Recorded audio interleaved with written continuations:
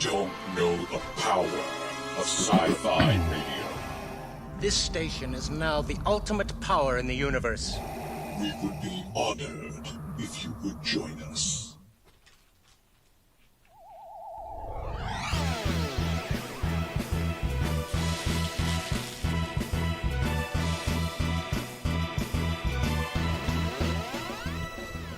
Alrighty, it's another Thursday night. DB94, thanks for tuning in. Glad to have you guys here. It is season 12, episode 34, because we're in the middle of our 12th year, if you can believe it. Kind of nuts. A little bit of a short show today, not in length, but we're missing a Jeff. It is just Colleen and I. I'm Sean Obi-Shawn Crosby. I'm Colleen Kaylee Crosby. And we're eating dinner. Sorry about that. So we basically have been cutting things down to the wire here. I was working in Hollywood, and I had to bust my butt to get back. And as a result, we got back here at the house from grabbing dinner with 6 minutes to spare. And so we threw the show on. So if you guys didn't get an announcement that said, hey, you should, here's what's on the show and all that kind of stuff. That's because I didn't have time to write it. Yeah, it's kind of, I've been having a pretty good time at the job. That's been real fun, but no rest for the wicked, as they say. And I just had an insane day. Yeah, her day was nuts. Yeah. Lots of emergencies on Colleen's part. Yep. That was nuts. Jeff is doing Rose's birthday, his daughter Rose's birthday. So happy birthday, Rose. Happy birthday, Rose. And no Jeff for us. But anyway, I hope everybody's week has been really good. Yeah. So our week, we took a half day on Friday and went to Gallifrey 1 Doctor Who convention. We did. The theme of which was, do I need to move? Oh no, you're moving it. I got you. Excuse me. Miracle on 34th Street. Right. So it was Gallifrey 1. They had a little goof, I think, when they first founded the convention. So the first one, of course, was called Gallifrey 1. And that was the name they trademarked. Instead of Gallifrey, I think, which was the original intent, because then they were going to be Gallifrey 2, Gallifrey 3, Gallifrey 4, etc., and so forth. And so they've become known as Gallifrey 1, because that's the name that they trademarked. And so they append things onto that. And so in this case, it was Gallifrey 1 Miracle on 34th Street, because it's actually the 34th convention, even though it's called Gallifrey 1. It's very confusing.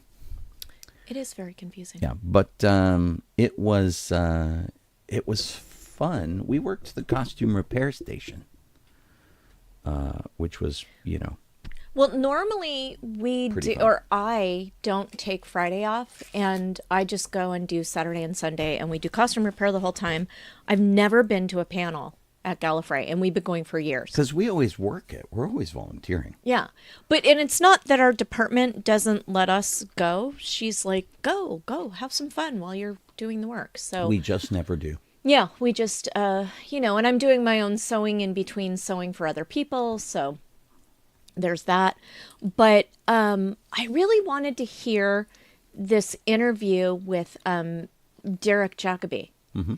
And it was there was one on Friday and one on Saturday. And I took the half day on Friday because I figured it would be less crowded on Friday. But then I realized that there was another panel that was also not as popular as Derek Jacobi. But there were 94 people signed up that wanted to go to this panel. And I don't believe that room that it was in, which I know all the rooms in this hotel really well because we've been going to conventions there for so many years. Oh my gosh, 30 years easy. Yeah. And I'm like, there's no way that room holds 94 people. So I'm going to need to be in that line before the Derek Jacobi panel is over. So I said to our Melissa, who runs our event, I'm like, is it okay if I go both days? And she's like, yes, totally. You should go and have fun. So I went to a circular Gallifreyan writing panel, which was so cool. It's so that if you guys aren't familiar with circular Gallifreyan writing, it's the writing that you see the Doctor's name written in Doctor Who. I'm trying to see some examples of it. This has some examples of it, and it's, oh, you can't see that. Oh, wait, there. Now you can see it. Oh, sorry. If you don't know what it is, look it up. It's kind of cool, and there's a lot of artistry behind how to do this. So there's as much art as there is using an alphabet. And the person who was teaching the class said, well, it's kind of, once you learn how to do it, it's fine, but it's complicated to understand how the letters work in this. And, but she said, don't use the online translators because they have a tendency to get it wrong. And it makes it just that much harder to read. But also it lacks the artistry, which you really need to put your own touch on it. And so it was funny because when I said on Facebook that I had done this, a couple of people sent me photos of some Gallifreyan things that they'd done, which were really cool, but I couldn't read them. And it was because they had used the online translator. Right. So that was kind of a bummer. But it was a really cool class. And if you're interested in writing in Gallifreyan, go to mythicgeekdom.com, mythicgeekdom.com, and they've got Sherman's Gallifreyan guides there, or they'll direct you to them. And you can learn online because basically the information in this class I had kind of learned online, but I really want to be able to do it because it's just really fun. So that was cool. And then we went to the Derek Jacobi panel on Saturday, and that man is such a sweetheart. He's just adorable. And he's really great. And if you don't know who he is, if his name doesn't come to mind, and as Americans, we frequently mispronounce his name as Derek Jacobi, because that's what it looks like. It's actually Jacobi. And he was in Gladiator. He was in every Gosford Shakespeare Park thing that comes along. Right. He's got 171 credits to his name. He was recently in Good Omens as the Metatron. And he was in the Sandman television series recently as Erasmus Fry. So he's been in Doctor Who, of course, which is how he got invited to this. And so I dress as the War Doctor for my costume at the convention, and he is the War Master. He's like sort of my opposite there, which is really kind of interesting. And but yeah, you name it. If it was Shakespeare or whatever, he's in it. And he was in a movie that Colleen and I really, really love, which I totally recommend you see, called Dead Again, which has Kenneth Branagh and Emma Thompson and Robin Williams, and Derek Jacobi is in it as well. And he's just terrific. He's amazing. Yeah.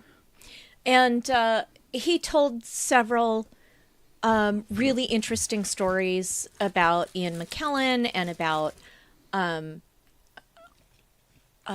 he was friends Henry with Ian McKellen, and his protege was Kenneth Branagh. Kenneth Branagh, yeah. He opens Kenneth Branagh's Henry V movie, which is really cool. Yeah, which is one of the first movies that Sean and I saw. Well, I guess not one of the first movies, but we saw it when we were living in Pasadena, which was 1989, I think. Yeah. So that was an early in our relationship movie, if not one of the first.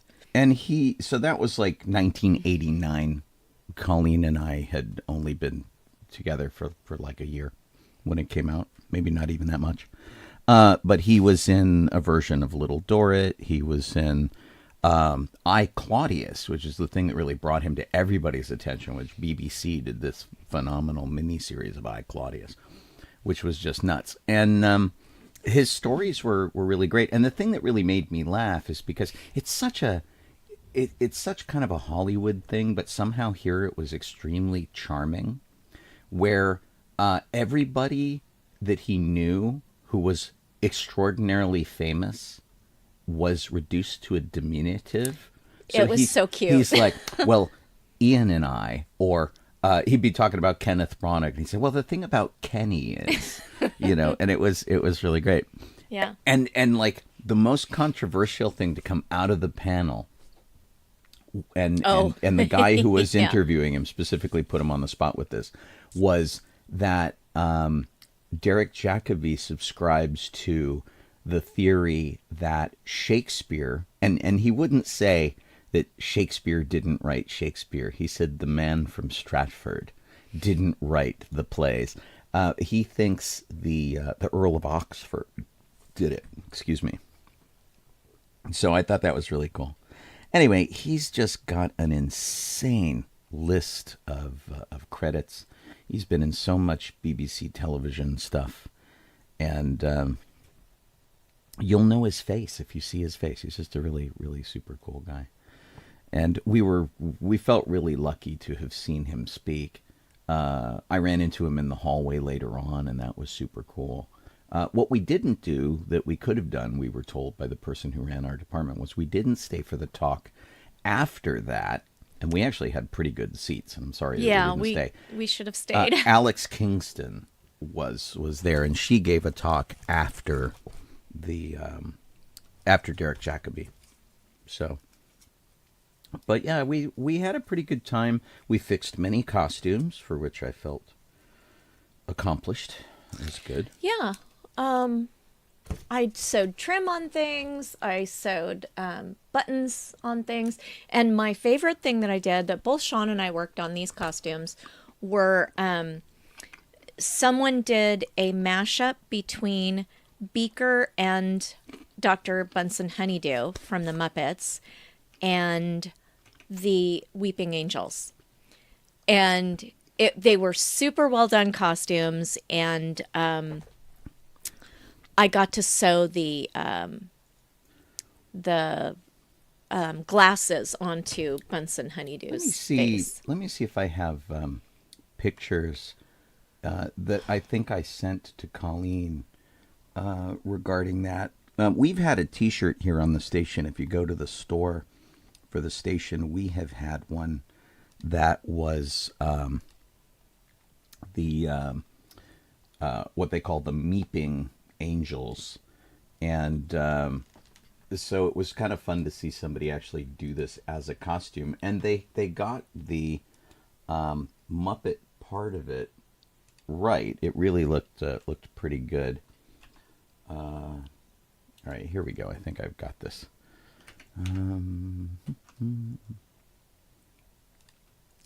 Woohoo! I regained access to my Facebook account. Excellent.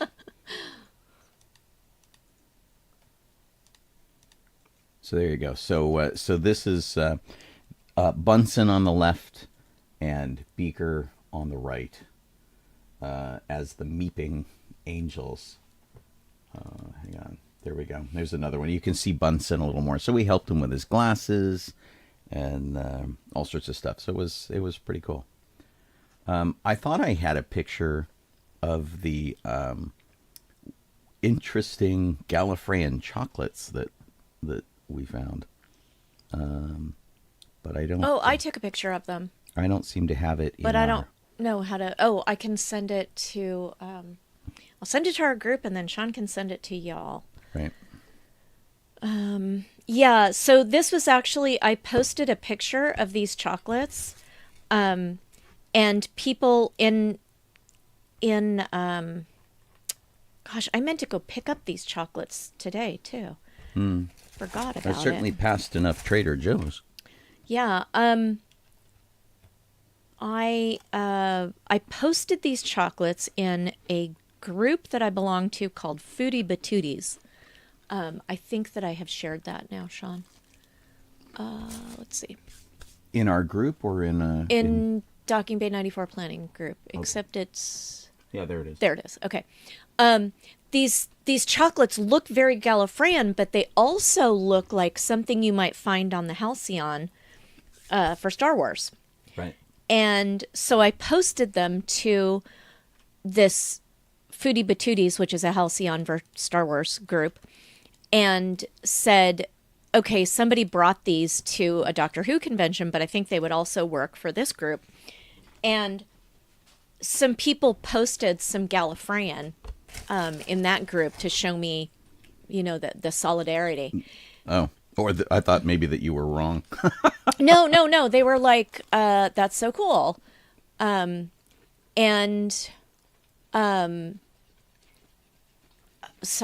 my Facebook is weird now. It's okay. I still don't have the chat. They were really good. There it is. They have like raspberry and sugar sprinkles on the back of them. And they're dark chocolate, which I like.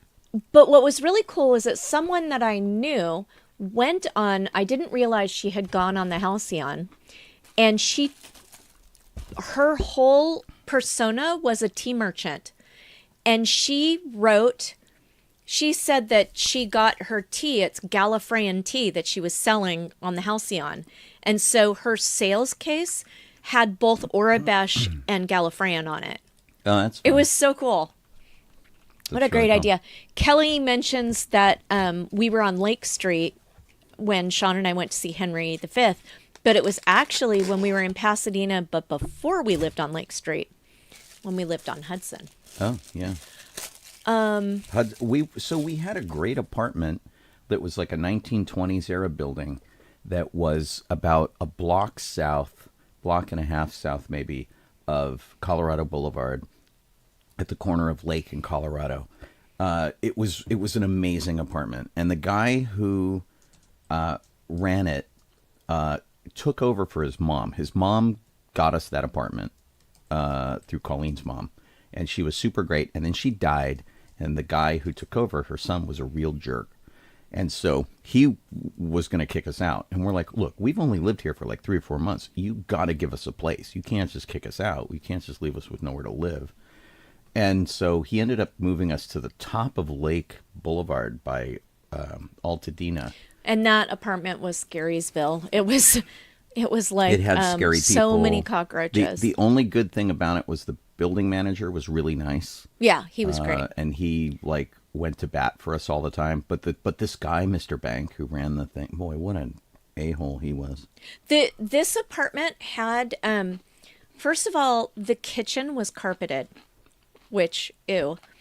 And second of all, in the spot where the refrigerator goes in your kitchen, there was no floor. There was a giant There was a big hole. That had been eaten through by whatever things had leaked out of the other refrigerator. That was fabulous. And that's where all the cockroaches came from, which were being bred in the guy's apartment above us. And so he got his carpets cleaned once, and he decided to keep his carpets clean. He was going to put newspapers down. And so the cockroaches just started breeding in the layer upon layer upon layer of newspapers. And they would come through the walls and under the floor and into our kitchen. It was bad. It was really bad. Now that I have Facebook back, I would like to greet and say hello to Lori, Alan, Pat, Kelly, Vicky on Facebook. Mm-hmm. And then on Twitch, we have Dawn, Eric, Laura, Chris, Beth Ellen, Talonthorn, the ladies 1066, and Boba-Kit, of course. And I think that's it. Somebody was commenting about the Starbucks cup. Yeah, sorry about that. I didn't even realize there was I'll tell you what it is. It's actually not as bad as it sounds. That's my Starbucks. Oh, it's your That's cup. my drink. Oh, okay. It is what they call a Java chip Frappuccino. It has espresso beans and chocolate chips in it, and that makes the cup look like it's full of shrapnel. So it's a mocha coffee that has espresso beans and chocolate chips ground up in it. I can still edit the picture so that the next time I share it with somebody, it doesn't and I have creep anybody out. I have a picture that I really like, which is the one that I was looking for. Oh yeah, you took a good picture of it. But I don't think I shared it with anybody, which is a real bummer. And so I was sort of here. I think this is a pretty good one. And so this was my picture of it. If it'll calm down, there we go. And so I really sort of liked that one with the sonic screwdriver and stuff, and you can really see that one's design neat on it. So, but I thought I posted it to Facebook, and apparently I did not. I have a whole bunch of pictures over the past few days that I did post to Facebook and that I haven't. Stuff from work. The picture that I had to make sure that I got today before I left work was this one. I thought this was very important to get this.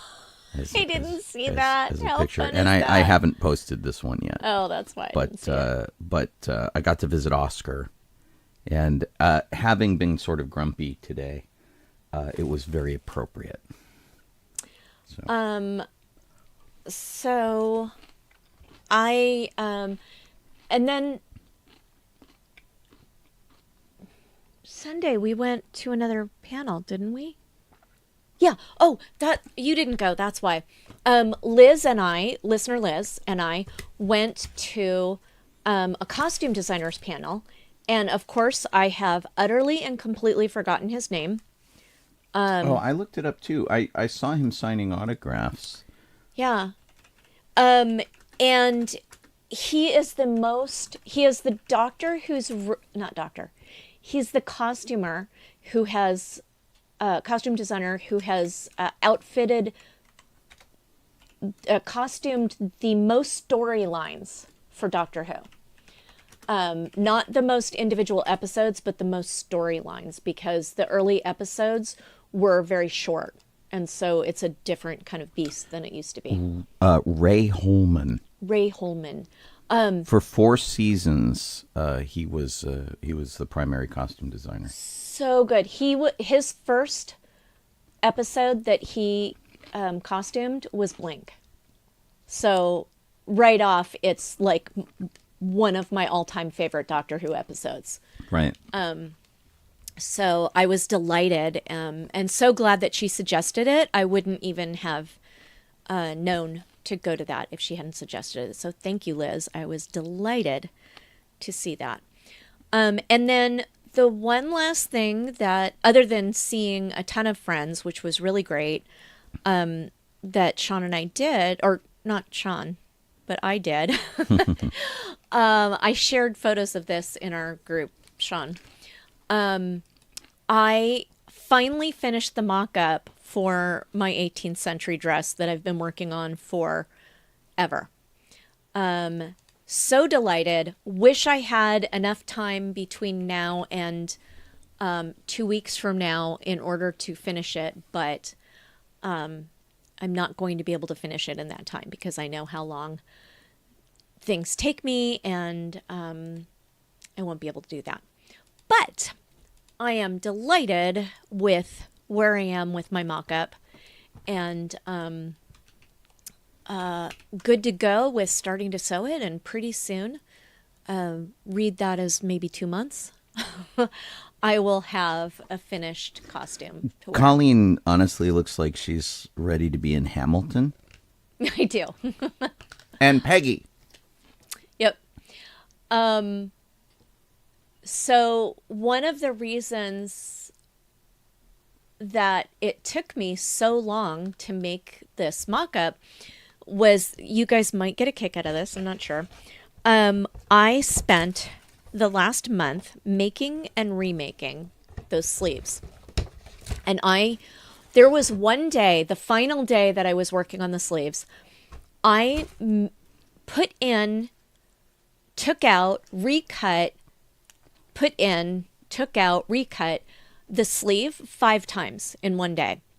Could not get it to fit because the sleeve is so tight that you can't get your hand in there to pull down the underwear, which and it looks kind of wonky on the top of the sleeve, but that's fine.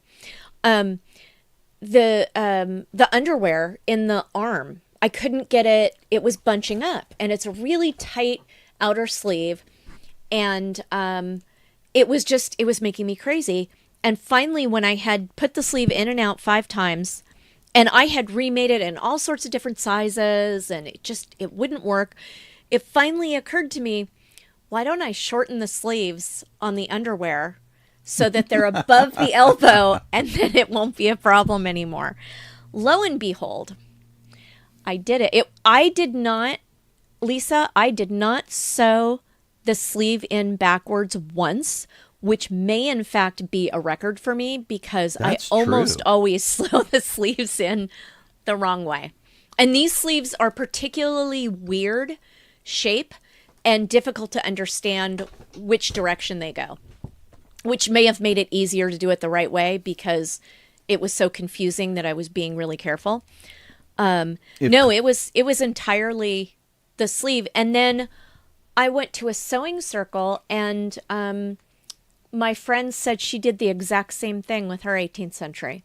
So I think it was the workshop where we made the underwear says do the sleeve whatever length you want. So we made it almost as long as the outerwear, not knowing that it was going to Conflict.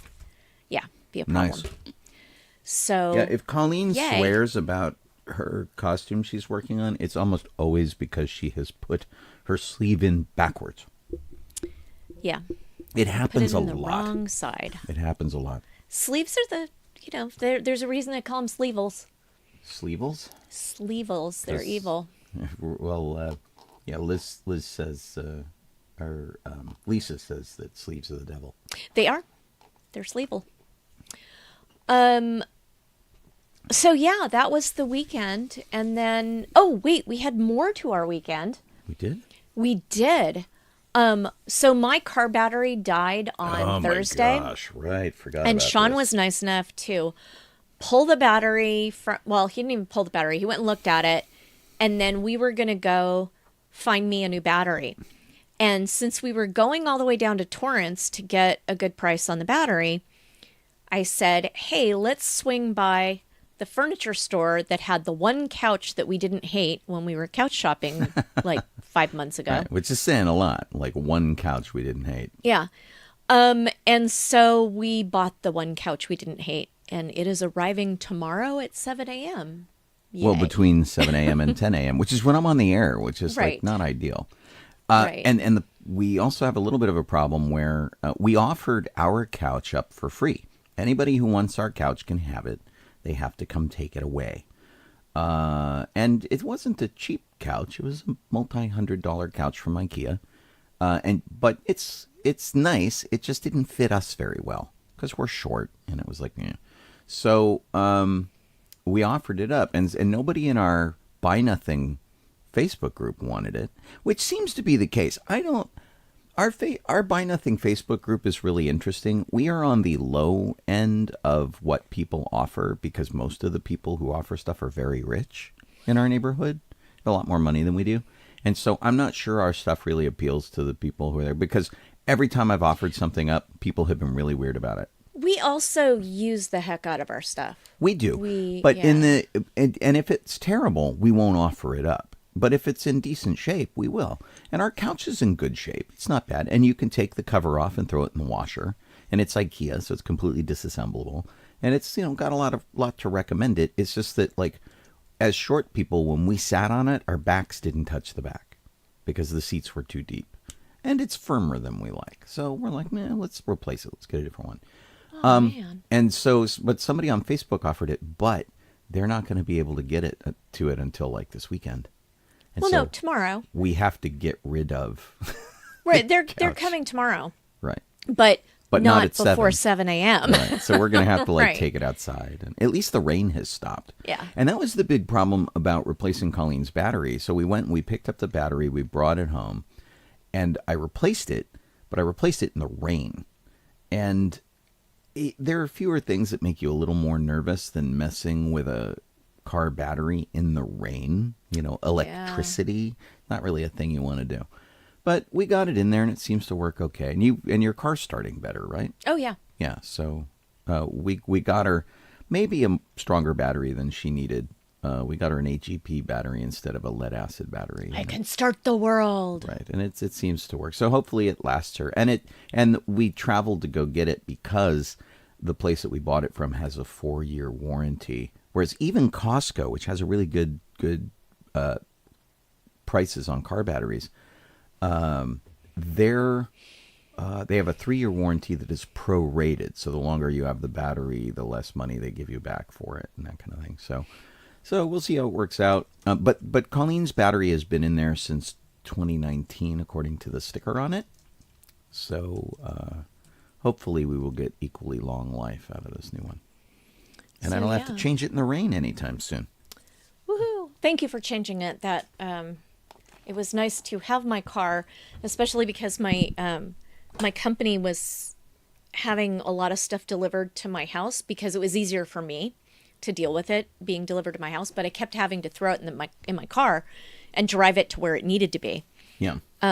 Which was easier than me having to go sit somewhere for days on end waiting for packages to arrive.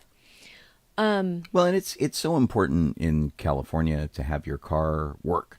And because if you get everywhere by car and your car goes out, it's a big problem. Which is why when my car died, the Z-Wing, my 350Z Star Wars car died, we had to replace it really fast because all the stuff that we have to do with our car. And so we replaced it within a couple weeks. But it was tough to find a car during COVID. Ugh. Yeah. Big mess. Glad we don't have that right now. Yep. Glad my car turned out to be decent. Yeah, me too. We bought it from a place that restores salvaged cars, which was the least expensive car we could find because every other car went up $15,000. So we found a car within our budget, but it had been in an accident and rebuilt. And actually this company kicked butt. They really did a great job at it. I'm really impressed with it. So yeah. So go them. I think that's everything that we did over the weekend. You can't think of anything else, right, Sean? We suitably bored everybody? I've been working at Henson Studios this week. That is always fun. It's with a great group of people on a project I can't tell you anything about.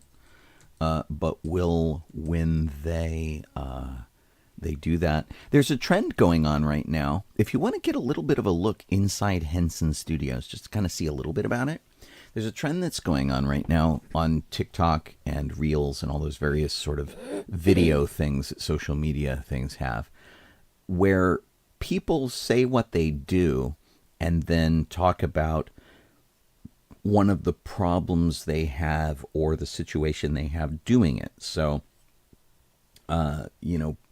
people will say, I'm a checker at Ralph's Supermarket. Of course we have to take 50 coupons from one person, that kind of a thing. And so in this case, if you go to the Henson Studios Facebook page, they have this little video and they're like, we're Henson Studios. Of course our security guard is a puppet. Of course our marketing guy is a puppet and all this kind of stuff. And it's really fun. And it kind of shows you a bit of the studio while they're doing it, which is the old Charlie Chaplin studio, which is fun. It's a cute little video and lots of people are making them. People were making them on the set today. One of the actresses who was in the project was like, of course we're motion capture actors, which is why we can't hug. And they're trying to hug with like face cams and dots on them and all the stuff that won't let them get close enough to hug, that kind of thing. So she's putting one of those together, which is probably going to be pretty cute. So I feel like I need to do something like that with Road Squadron. Of course we drive Star Wars cars. Of course we have, this problem. All right. Well, let's get on with the show then. Da, da, da. We should say that Jeff went to Knott's this weekend. He doesn't did? get to tell about it in detail because he doesn't want to set up his laptop. So, excuse me. It looks like Jeff's going to try and add in. So Oh, I thought he didn't want to. he said it'll take a bit to get turned on, which sounds like he's going to join us. Oh, So- okay. He said that he didn't want to set up his laptop. Oh, okay. Well, if he just changes his mind, we're ready. We're waiting. Just let us know. We're going to see Jeff this weekend like twice in a row, Yeah. which is going to be kind of interesting. More on that when we sign off. Star Wars. In Yes. Star Wars birthday history, born February 22nd, 1938, was Barry Dennen, who played King Ramses Dendup in the Clone Wars. No idea who that is. Right. Well, and I got to say, I mention this from time to time. The Clone Wars wasn't exactly my favorite thing. But if you look him up on IMDb, he was in the 1973 version of Jesus Christ Superstar, the big movie version. He was Pontius Pilate. He was in Fiddler on the Roof as Mendel.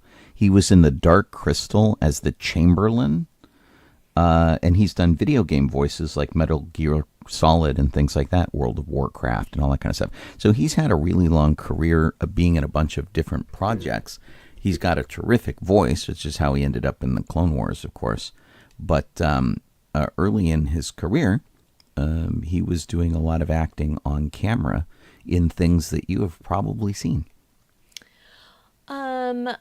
On February 21st, 1939, Al Locatelli, second unit art director on A New Hope, was born. Cool. And on February 16th, 1945, Jeremy Bulloch of Boba Fett fame was born. I don't think we need to say much more about Jeremy, except that he was a really nice guy. I ended up waiting in line with him for like an hour and a half. And not Where? only...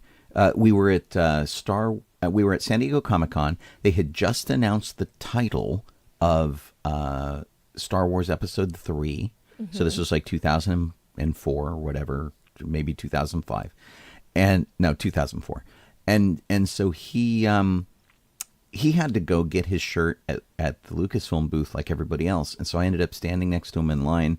He was an absolute gentleman to every fan that came up to get a picture, get something signed, be super cool. And he and I just had tremendous conversations, just being geeks. That's and awesome. talking about acting and things like that. He was really, really just as nice a person as you want him to be, despite playing, badass Boba Fett. Okay. On February 21st, I already read that. On February 21st, 1950, Larry Drake, who was Kazdan Paratus in The Force Unleashed, was born. Now, Larry Drake had a pretty great career in television where he did 144 episodes of L.A. Law as Benny, who was the developmentally disabled office guy in there. He was also the villain in Darkman. He had a bit part in The Karate Kid. And if you're a horror fan, he was the evil Dr. Giggles, which was, pretty spooky.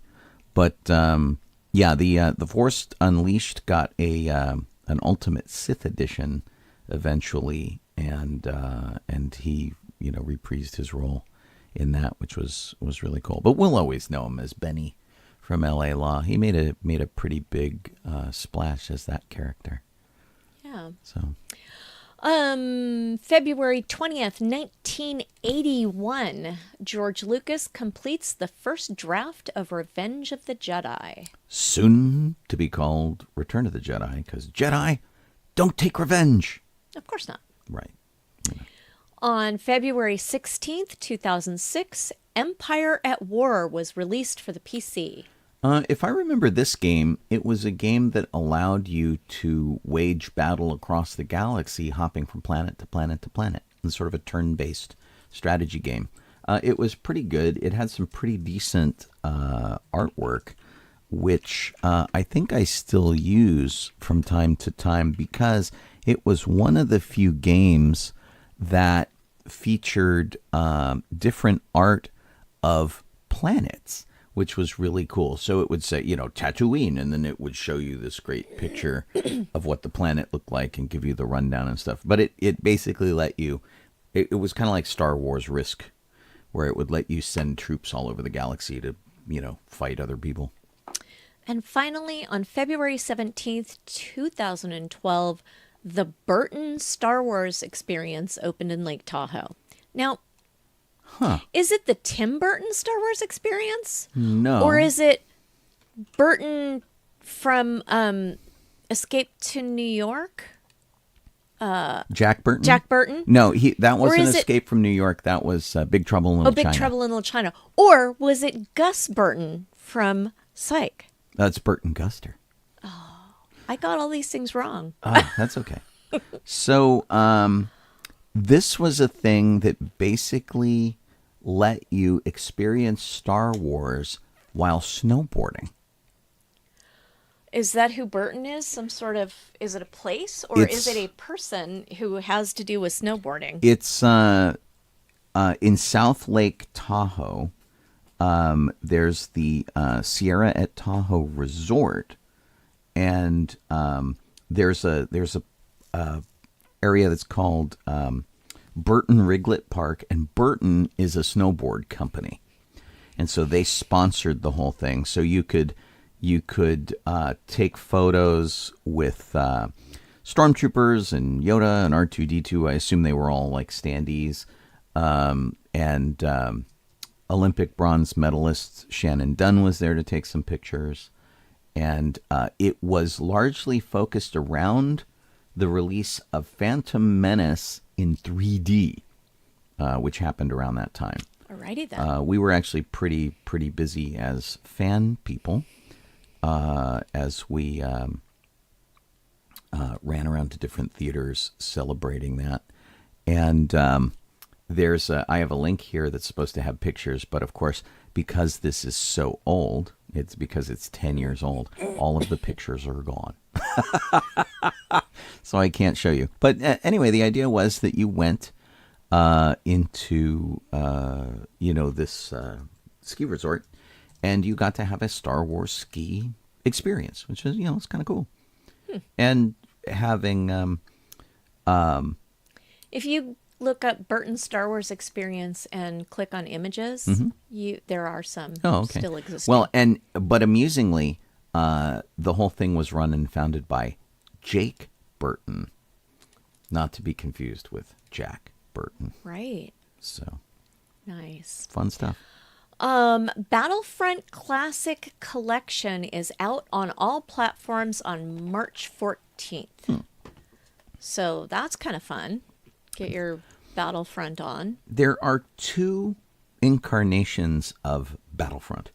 There was one that was done in 2004 and 2005, and then another company got to re-release it, like sort of in an updated version. So this is the. But wasn't that Battlefront 2? No. Oh. So there was Star Wars Battlefront and then Star Wars Battlefront 2. That was 2004 and 2005. And then another company did a new version of Battlefront, and they had Battlefront and Battlefront 2. It was super confusing. This classic version has updated graphics and stuff.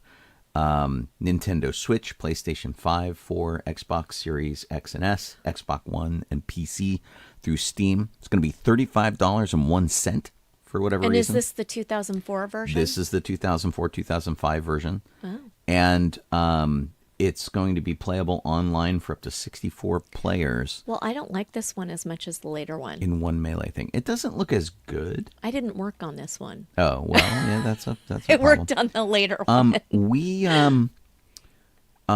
did the promotion for it for Lucasfilm, 501st and Rebel Legion. We went to, and And I think we also did the second one.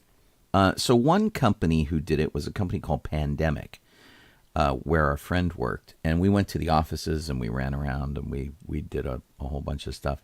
And so trying to figure out like which one is which, if we did the Pandemic one or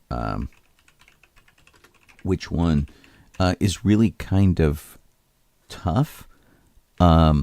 I guess it's the 2005 one that we did promotion for. So and the reason I'm trying to nail this down is just as a side note.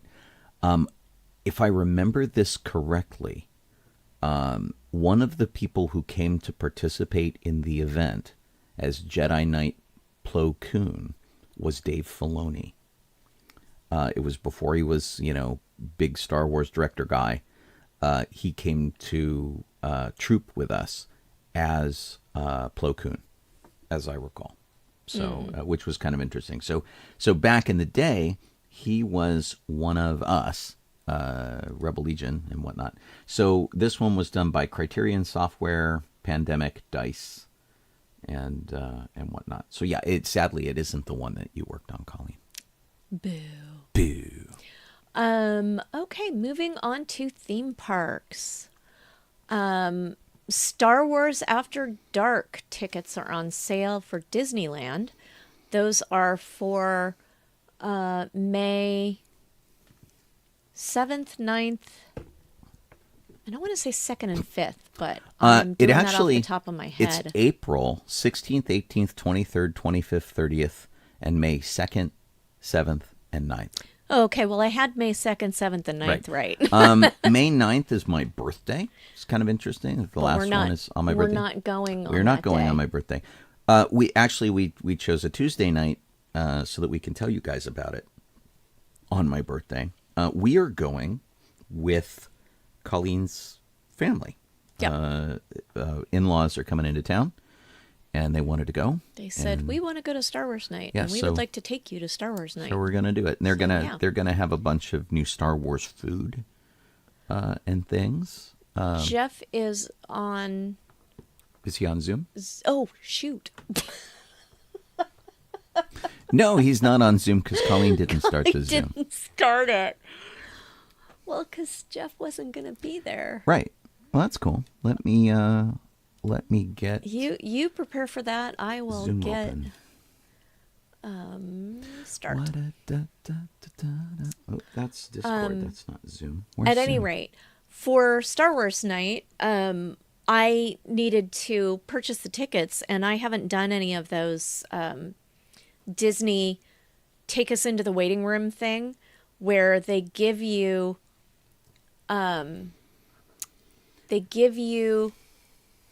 you wait in a queue, and they say it'll be an hour. And then when your hour is up, you have 10 minutes to make your purchase. Otherwise, they kick you back out of the queue and you have to start over. But if there's anything wrong, like the first time that I waited in line, I wasn't logged in. And when I logged in, they said, you can't buy a ticket today because we're only selling tickets to people who have passes that are better than yours. Right. The and I went, high-level magic key. Oh my gosh, I can't buy it with Sean, so I had to log in as Sean and have Sean buy the ticket. And so I waited in line again.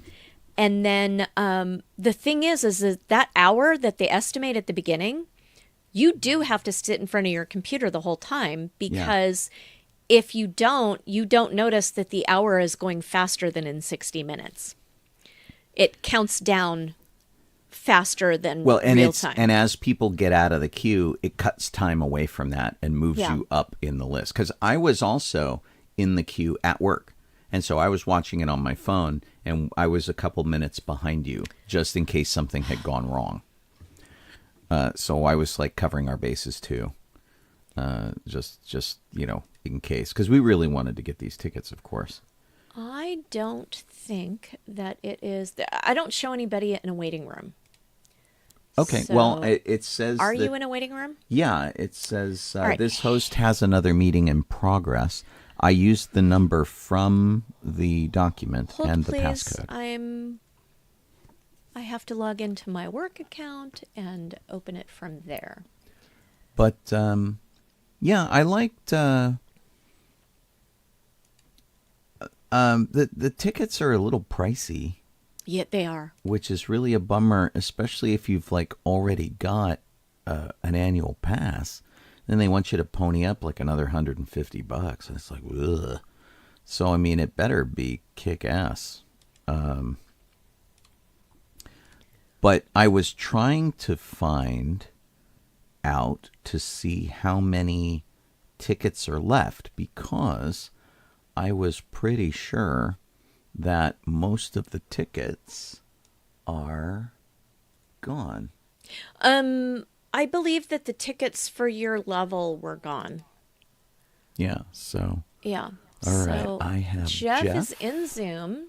Sean is in Zoom. All right, hang on a second, Jeff. I gotta make sure that we got you over here. Give me a 5 count, Jeff. Okay, 5 count. 1, 2, 3, 4, 5. All right, I can hear you now. Let's good. get so we can see you. Yeah, it's just the laptop mic, so it probably sucks. Yeah, it's okay. We'll deal with it. Let's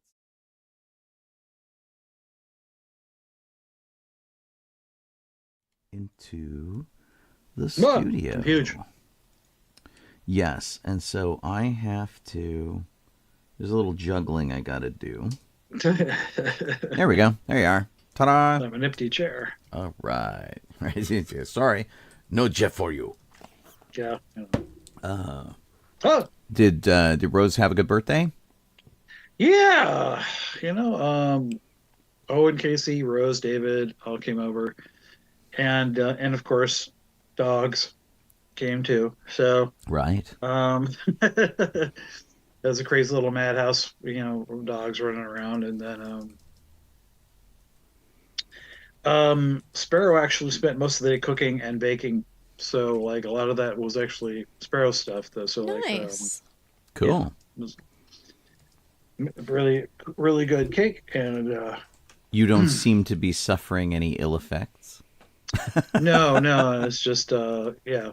I think I'm still got. Well, we had like we had what was it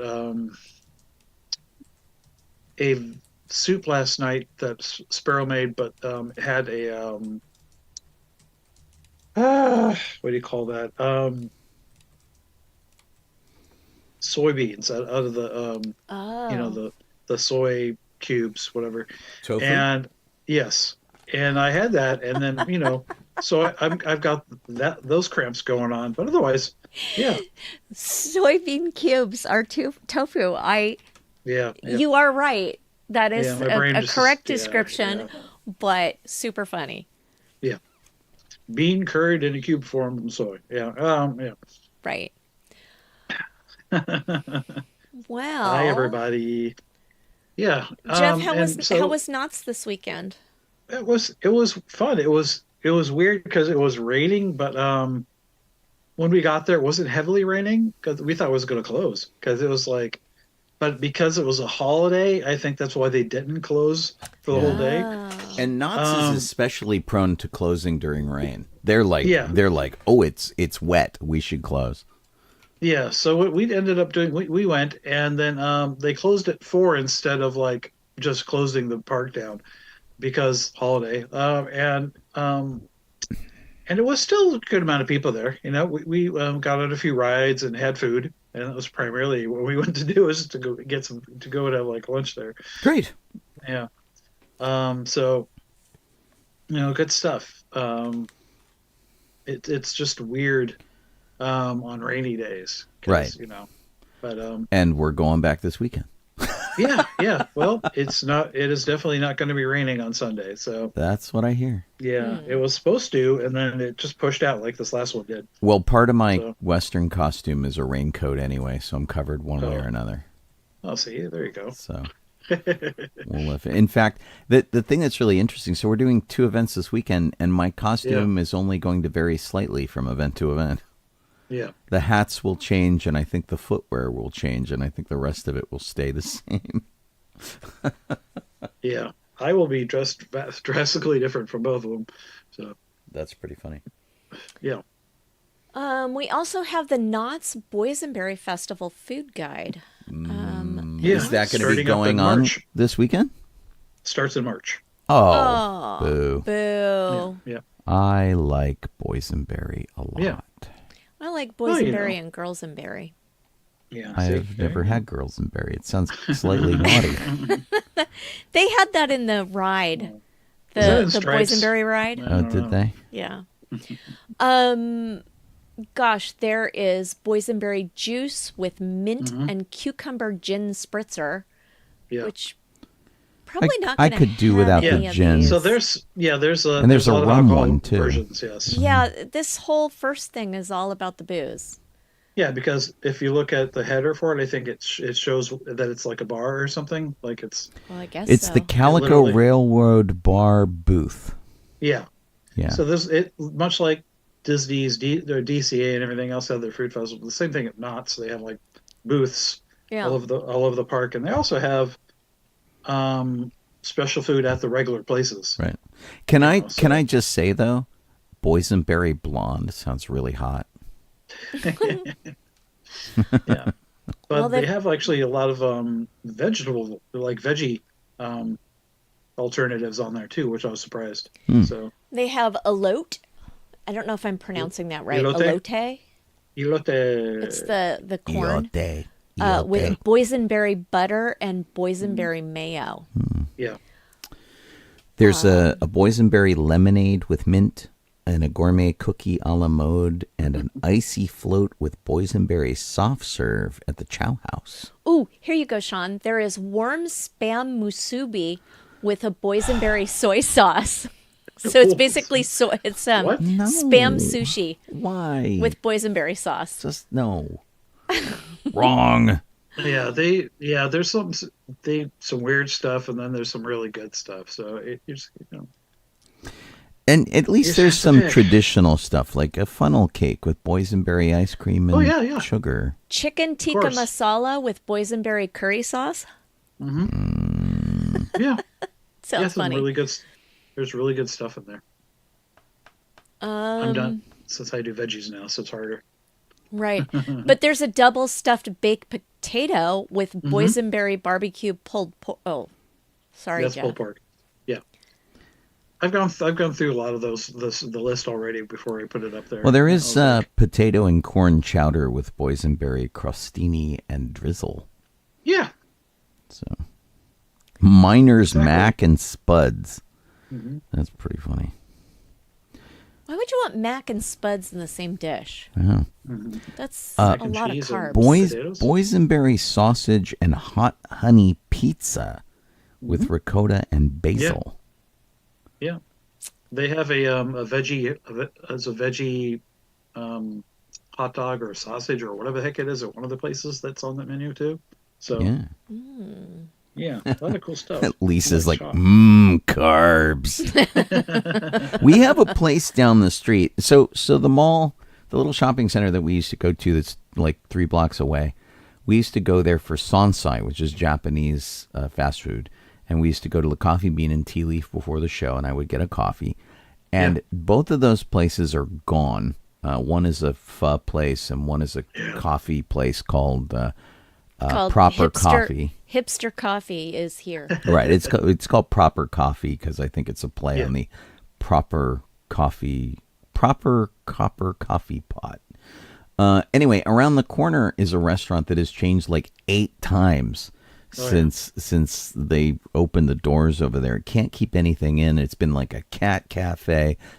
Right now, it's a mac and cheese place that has like the most hardcore mac and cheese stuff that you can, because it's all they sell.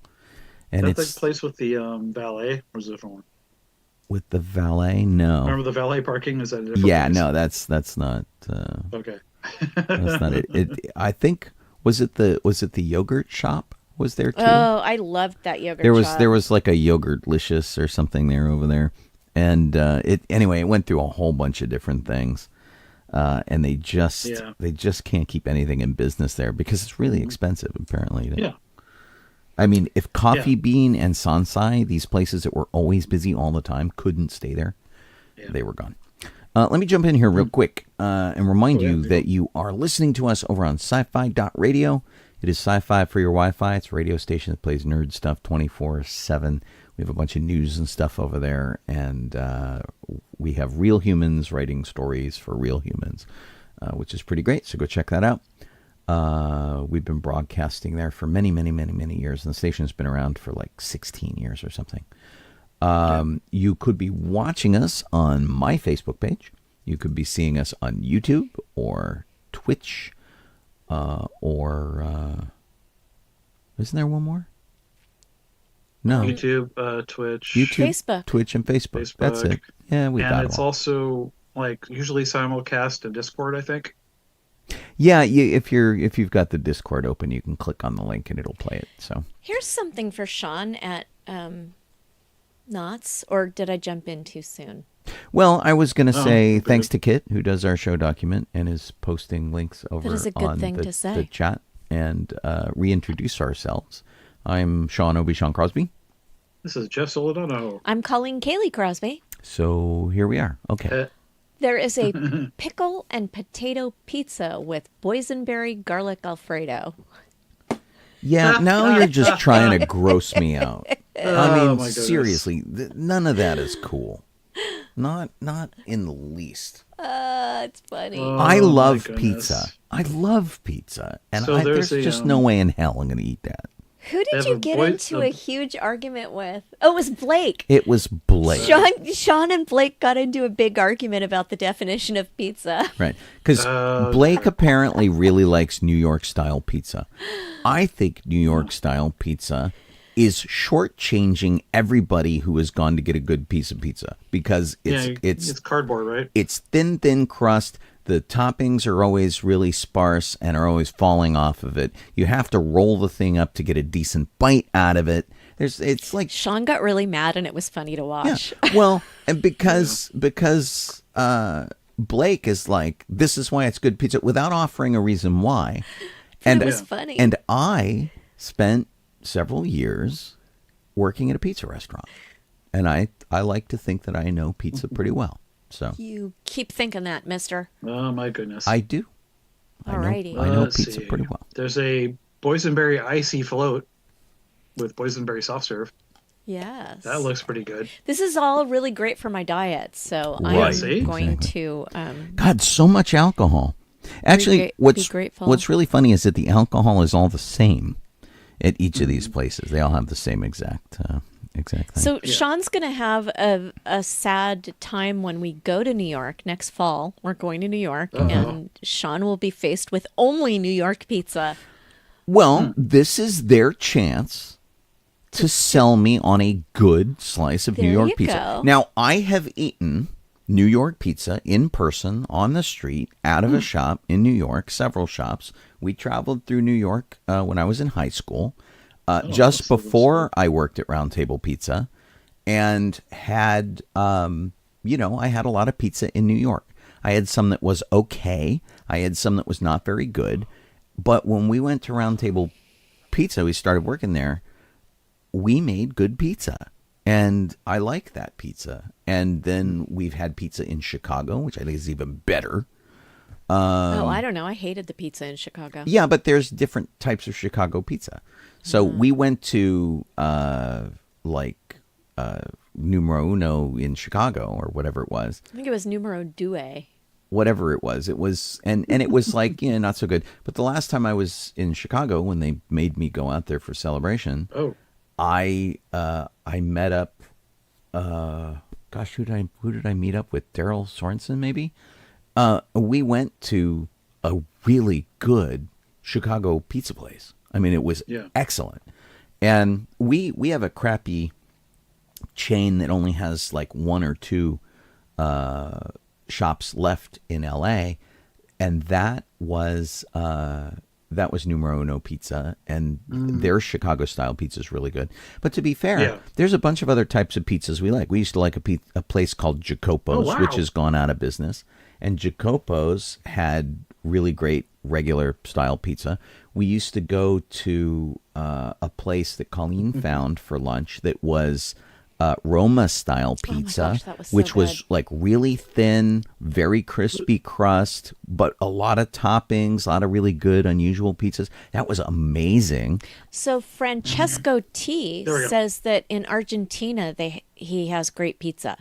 Oh my goodness! He's- Really? Wow. He's Cool. reaching out from Argentina to say that Oh my goodness! Yes. there is good pizza. Right on. And see, Welcome, Francesco. I would go to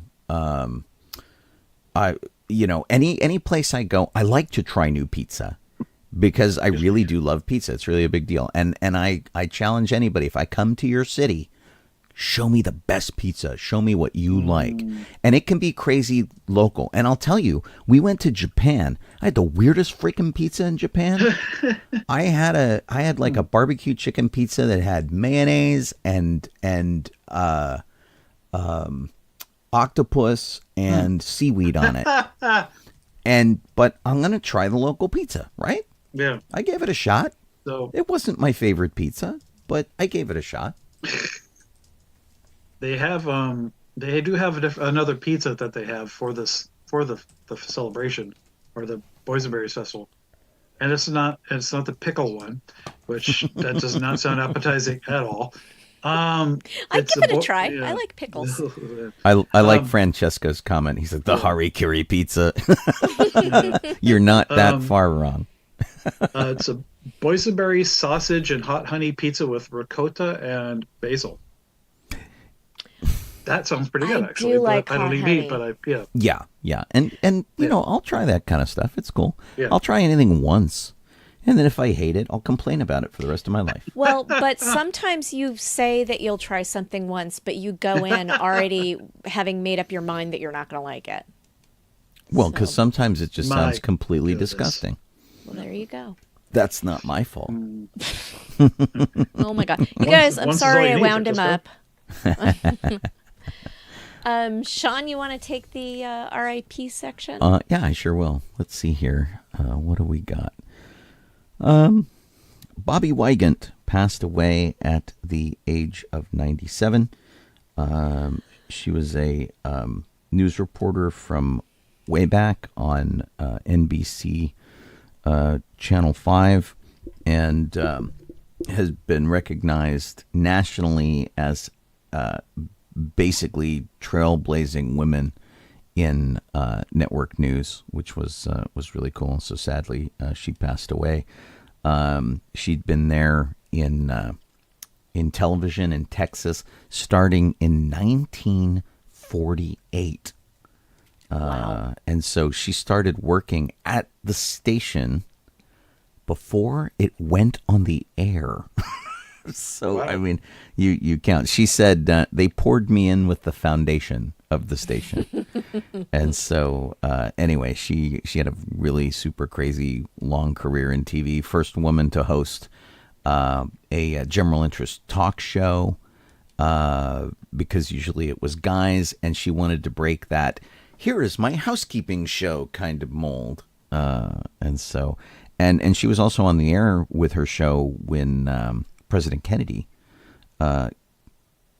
was shot, and she had to go on and deal with that on her show and that thing. So anyway, sad news to hear of her passing, but oh my gosh, just an insane career in TV. And then Ben Lanzarone passed away at the age of 85. And he was a Broadway actor who used to work with Frank Sinatra, and he was a composer for television series. So usually someone writes a theme song, but there's incidental TV music that somebody has to write. And sometimes it gets a little weird, like in the case of Star Trek and the Waltons. Alexander Courage wrote the theme to Star Trek, but Jerry Goldsmith did the incidental music, and then they swapped that on the Waltons, where Jerry Goldsmith wrote the theme and Alexander Courage wrote the incidental music for each episode. And so Ben Lanzarone did the music for episodes of Dynasty and Happy Days, Mr. Belvedere, the Tracy Ullman Show, things like that. So he had a long... And then he toured as a pianist with Frank Sinatra, Art Garfunkel, Petula Clark, and he was the musical director on the original stage production of Grease, which was super cool. So he's a really great long career. Sad to hear of his passing.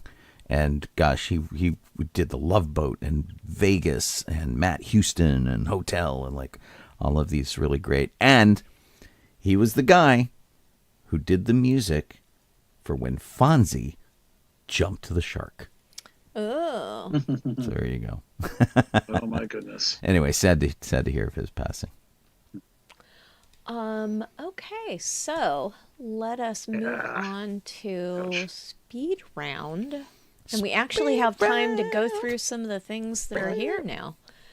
Unlike last week where we had like 5 minutes. Oh my God. Well, we watched all these trailers before the show and then we never talked about any of them. And this week I watched 0 of the trailers before the Right. show. See, there you go. Well, I mean, honestly, we should have just had the same trailers from last week because we never ever talked about them. Oh, that's true. So I we could go I open can last go grab those. last week's. But I document. do have something I want to talk about first. Okay, what's that? But well, Jeff starts, so let's have Jeff start. Okay. First thing is not part of the speedrun. I'm just telling, if we didn't mention it already, the Boysenberry Festival starts on March 8th and goes pretty much till April 28th, varying days. So it's there you like go. 2 months. That's Just a long about. festival. Yeah. It's a lot of It's very boysenberry. festive. Yeah. And the second thing I want to talk about is there's a trailer on our list that's a new trailer called Boy Kills World. And Bill Skarsgård, it stars Bill Skarsgård and a bunch of other folks. And it's basically I'll just read what it says of the thing here on IMDb, but it's very stylized and funny, incredibly funny trailer. But it says dystopian feature a dream action film that follows a boy, deaf mute with a vibrant imagination. His family's murdered, so he trains with a shaman and yada yada. But the entire thing is like, okay, so it's a guy who's deaf and mute getting revenge, right? Yeah. Except his inside voice that talks for him because he's deaf and mute is H. John Benjamin from Archer. Oh. I've never seen Archer, so that Oh my doesn't do gosh. anything to me, for me, Okay. around me. Well, Gregor probably and Elisa probably know exactly what I'm talking about. But it looks hysterical because it's like The Running Man meets I don't know. Pineapple. It's really some weird. kids show with The Running Man, Right. whatever. Yeah, but it looks incredibly funny, mostly because his inner voice talking throughout the entire thing looks great. Yeah. I feel do that I'm want not to gonna Pineapple watch this. Pal though. Yeah, the Pineapple Pal is cool. I don't think Yeah. I'm going to be watching this. Nice. Okay. I That's want to fine. I talk want to see it. about something that I can't believe we're all not talking about. That didn't make any sense. There you go. There was a moon landing today. There was. Yeah. What? Like, I hadn't even heard about this. goes. So It was pretty low key, but they have been doing the standard SpaceX launches, and so we're kind of used to the SpaceX launches going on, and so they launched this thing at the moon, and I don't think they talked a lot about it, just in case it didn't work. yeah, But it did work. They did. They actually landed on the moon. It's unmanned, but it is a lunar lander. It's got a whole bunch of NASA experiments on it. And it's basically the first time we've been back to the moon in 50 years. So apparently the signal coming from their lander is weak. It took 10 minutes for the signal to reach NASA in Houston. Yeah. Okay. From 250,000 miles away. And they're trying to figure out how to boost that signal and do it. I'm looking for images really quick of this new lander. Oh yeah, I saw it was more like cylindrical in a sense, but more like a long rectangle. Yeah, Actually, honestly, it just looks really rickety. It's Yeah. carrying 6 experiments for NASA. Right. I would have a better chance at this if they weren't doing so many ads here. Oh, I didn't get ads. Here, let me take a look here. There you go. So here's a picture of what the thing kind of looks like, and it's standard sci-fi fare, but it's also really rickety looking, very basic looking box with tinfoil around it, Mylar stuff. But Well, it's it doesn't neat, have to host any life, so right? I think that makes it a lot easier. There you go. So that's kind of what True, we're true. looking at, and just the fact that they made it onto the moon successfully is pretty great, because when was the last time the US did the moon? I mean, we've been to Mars, we've done a bunch of stuff, and so many other countries are like, let's get to Mars, let's get to the moon, let's do whatever. But those are countries doing it. This was a private company that did it with assistance from NASA. But NASA kind of wants to privatize all of the space stuff so that they're not on the hook for all the budget and everything. So, this was a pretty good success, and showing that SpaceX can do other things too, other than just delivering stuff to the International Space Station. Well, And it's the Odysseus spacecraft. It took off from Cape Canaveral and was guided from Houston, or communicated with from Houston, and it landed closer to the South Pole than any other spacecraft has come. Although that's okay. not hard, because there's not a lot of spacecraft that have been on the moon. No. The company behind it is called Intuitive Machines, which is pretty good. And then the name of the lander is Odysseus, just in case I wasn't clear.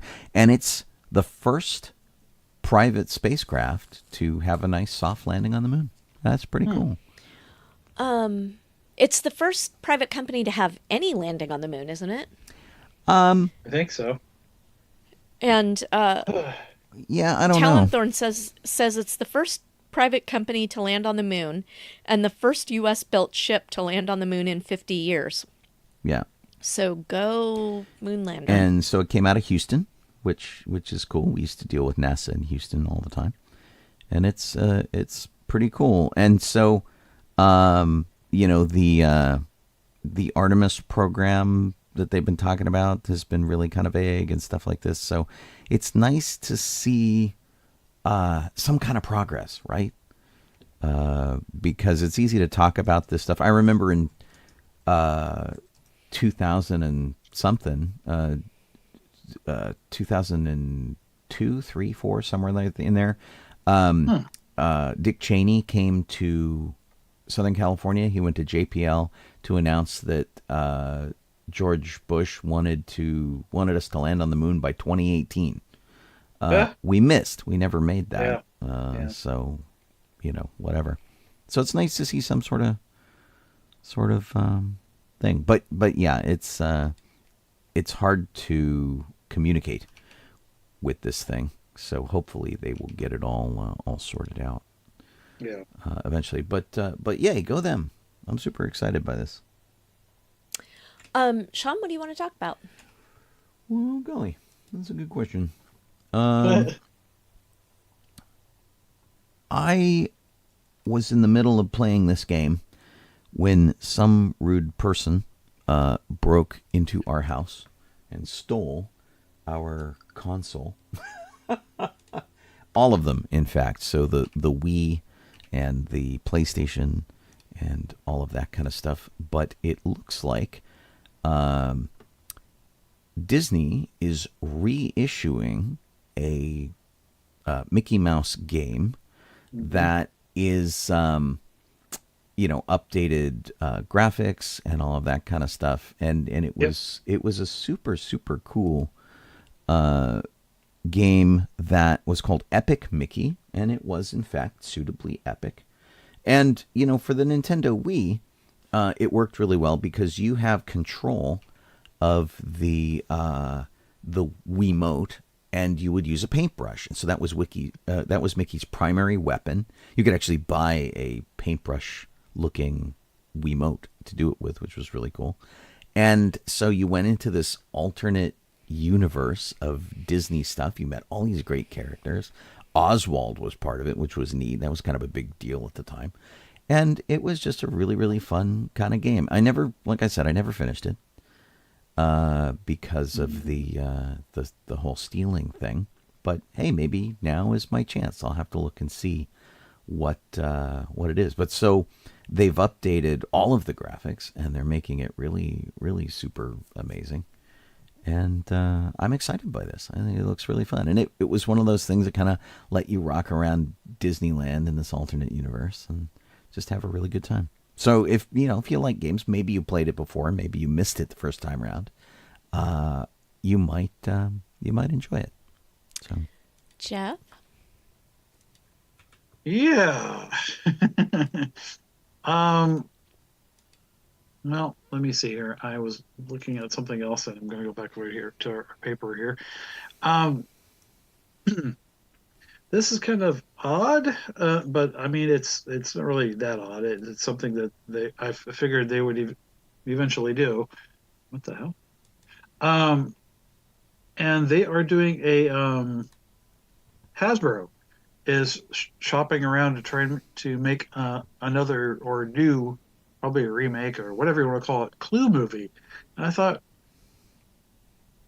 sure, go ahead, but I think the original one was just fine. But I love the original film, so it's.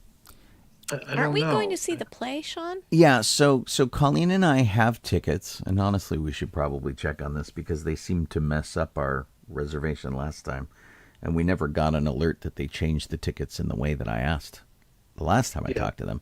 But our local Amundsen Theater is showing a live stage version of Clue. And I don't think it's inspired by the film. I think it's a very different story, which is cool. But, to agree with you, Jeff, Clue was so perfectly cast, and the music was amazing. The environment was amazing. In fact, Colleen and I just watched a Psych episode that completely ripped it off in a really great way. To the point where they even had the singing telegram girl and all that kind of stuff. It was very fun. Oh, nice. But I mean, how do you beat a whole bunch of actors in their prime? Tim Curry is the butler, and he's amazing. Colleen Camp is the maid. She's a lot of fun. Kelly Nakamura is in it as the cook, and she's grumpy and bitchy. And most people only know her from MASH and never see her from anything. Madeline Kahn, Chris Lloyd, all of these really great people who are in this movie. Martin Mull. I'm kind of with you that it does not need to be remade. Now, if they did it in such a way that it was a different kind of mystery, it could be really fun. In that it's okay, you saw this Clue mystery, and now there's this other Clue mystery, and but the problem is that by the very nature of the game, they're going to overlap. You're going to get a different Miss Scarlet. You're going to get a different Mrs. Peacock. You're going to, they're. I'm not sure I'm in on this one. Yeah. I hope the play's good. Oh, me too. I hope we get it all sorted out. I think we're going to see Funny Girl first. I think that's the next one on offering. We bought 3 plays basically while we were there. We went to see A Christmas Story, and they talked us into 3 more plays. But the seats they gave us were a little dodgy, and so I called and said, "Hey, could we please at least move our seats?" And they were supposed to give us better ones, but we never got confirmation of that I'm aware of. I did not receive confirmation. Yeah, so we'll have to see how that works. Right. Okay, what did I want to talk about? I wanted to talk about something that wasn't really on our list, and that is that Okay. James Hong, for his 95th birthday, went to the Chinese theater and put his signature in some cement. Oh, terrific. Yeah, Yay! he did it in conjunction with Kung Fu Panda, like whatever the new one is coming out, I Yeah. guess, and as a happy birthday for him. So there were other He- people from Kung Fu Panda were there. He was Poe's adopted father, right? He was Yeah. like a goose or something. Yes. It looks like our Noodles. friend Levi did the ceremony. So Oh, that's really? pretty good. He was just doing a horror convention on the East Coast. He must have swung by on the way back because he's shown here putting James Hong's footprints into the cement. So Yeah. it's well deserved. Oh my gosh, 95, and what an incredible career he's had. And Oh, he's I know. super Good sweet baby. in person. You worked with him, right? Yeah, I don't even remember what the project was, but yeah, I got to work with him for a day. Well, It's fun. and That's what's awesome. what's really funny about people like James Hong is that he's one of those actors that's old enough where it's like it's got to be just really bizarre for him to do acting in the the performance capture environment. Right. Put him in the suit, put the dots on him, make him act in this Yeah. in what always seems like a big prank being played on you. It just seems so bizarre. But honestly, he handled it better than some other actors that just couldn't get how to do it. Right, right. So- Well, and I think as an actor who just wants to work, I think that's the thing, and that's his thing. Is he's like, I take roles because I just want to work, and he does. He's got 456 credits to his name. He's in a show called Space Command, which is a privately produced science fiction series, and of course he's got this Kung Fu Theater, Kung Fu Panda thing coming out. But he's been doing voices in video games. He was in the Muppets Mayhem series. And of course, he was huge in Everything Everywhere All at Once, which was a movie that really kind of hit it pretty big. But yeah, just super, super cool. I wish I knew which project you guys worked with him on. I don't know either. And I'm not even going to be able to pick it out of 450 credits. Oh, no. There's like no way. Even if it's in there, because a lot of video games don't show up in IMDb. Right. There's no way in hell. Yeah. Sean, what do you want to talk about? So apparently, Amazon Prime is doing a sequel series to Blade Runner 2049, which was the last movie that came out. They were supposed to start on it in 2023, but the WGA strike and the Screen Actors Guild strike put that off. And so it's apparently the guy who's behind the Shogun series that's coming out on FX. Yeah. And so, I mean, they're not talking much about the plot. I enjoyed, even though it was kind of weird, 2049. I enjoyed about like 90% of it. I didn't like anything with Jared Leto in it because he's a creep. They had like weird space AI sex, which was a little strange. But I really enjoyed it. And so, but now they're setting it like what is that, 50 years into the future? So, I mean, we're not going to have any more of the people that we know in it, or we shouldn't at any rate. So it could be a completely different story. And of course that had Ken in it, and Indiana Jones were both in that film. So Yeah. It was enough. Jeff, what right, do you want he to was talk about? Knuff. Yes. This is not on the list. I just found this recently, and I think it's an interesting take because I don't know where they were. I guess they were interview with GQ. They talked to Mark Ruffalo, and he says the reason there hasn't been a new Hulk movie solo Hulk movie is because it's too expensive to make. And well, I agree that a CG Hulk is probably expensive, but I don't believe that. I don't believe that at all. But um, and plus, I think there's another problem is that Disney doesn't own the rights, the film rights to the Hulk. They have to strike a deal every time with Universal in order to do it. Really? Universal still has it, which they don't mention at all in the article. So I was like, well, I mean, I agree with you. And Kevin Feige's like, yeah, well, it'd be cool to make more stuff with the Hulk. And I'm like going, yeah, sure would. What's the actual reason to hold you guys back? Because it can't be the budget. Come on. Who has the Hulk? Universal? Yeah. Huh. Weird. I mean, he was in the Avengers and stuff. But I don't know. Yeah. Apparently, there's a big flap over Madam Web, which is Sony. And people are like, hey, we shouldn't see any of these dumb Spider-Verse movies that aren't just Spider-Man. I only know a couple people who went to see it, and they don't seem too enthralled. Yeah. Yeah, That's this what I one hear. seems like it's more than just because it's about a woman. Yeah. I have Yeah. to assume that there's a good chunk that is for that reason. Yeah. But then people who I trust are like, oh, this movie was not Yeah. good. Yeah. I've heard it was like the worst one so far, but I think I have not seen it. I think our friend Randy said Yes. it was the movie everybody was afraid Barbie was going to be. Oh. And that is that's not a ringing endorsement. Oh, damn. No. That's not good at all. Yeah. So Jeff just spoke, so it's my turn. Yes. I was trying to make sure I didn't skip anybody. Well, you can always skip me because I always talk too much. Everybody Yeah, gets for their sure. feelings hurt Jeez. when they get skipped. I'm going to say it because it's true. Fair enough.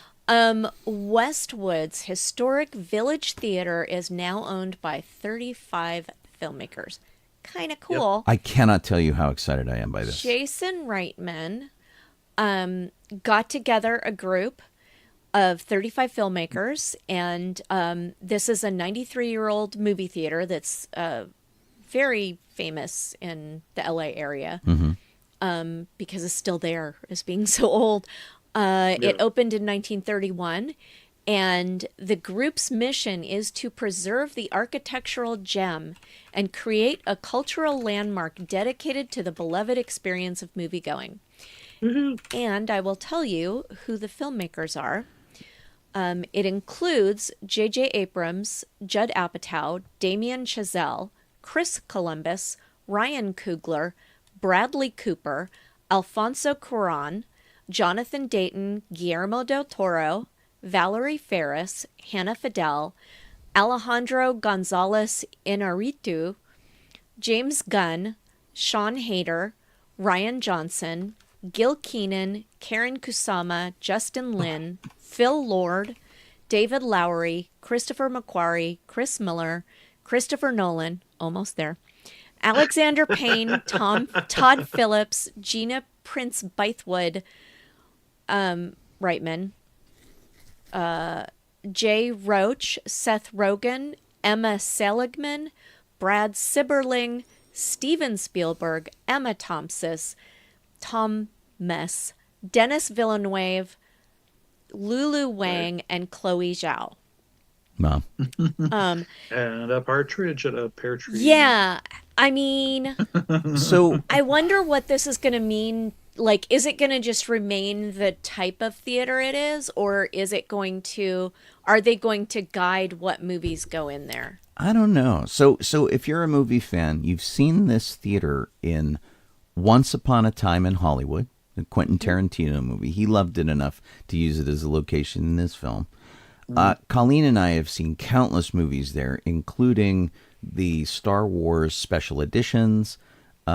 We were at the Rebel Legion of 501st were at the charity screenings of Star Wars Episode 3 that was at that theater. I saw, and I think Colleen went with me, to see the very first Batman movie, the I Michael was Keaton just going to Batman say movie. Batman. We took your brothers to see Batman who there. wimped out. They like ran screaming from the theater. They were so scared. Yeah. Oh, good grief. And honestly, it's a gorgeous theater. It seats like 1,300 people. I saw a Star Trek marathon there, Star Trek 1 through 6 there. And I had worked on 6, and so that was like an amazing way to see that movie. And just it's just a cool theater. And it is right down the street from the theater that just reopened, which is called the Crest, and it's now called the Nimoy. It's the UCLA Nimoy Theater. Oh, I didn't know that. So that is meant more for stage production. So I feel like what used to be the Fox, it's called the Village Theater now, that will probably stay as a movie house.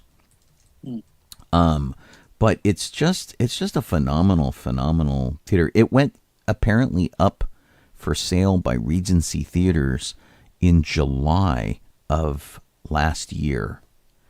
And I have an article here from the Daily Bruin, which is the UCLA paper, that Regency Theaters had a lease for the property, and they were not going to renew their lease.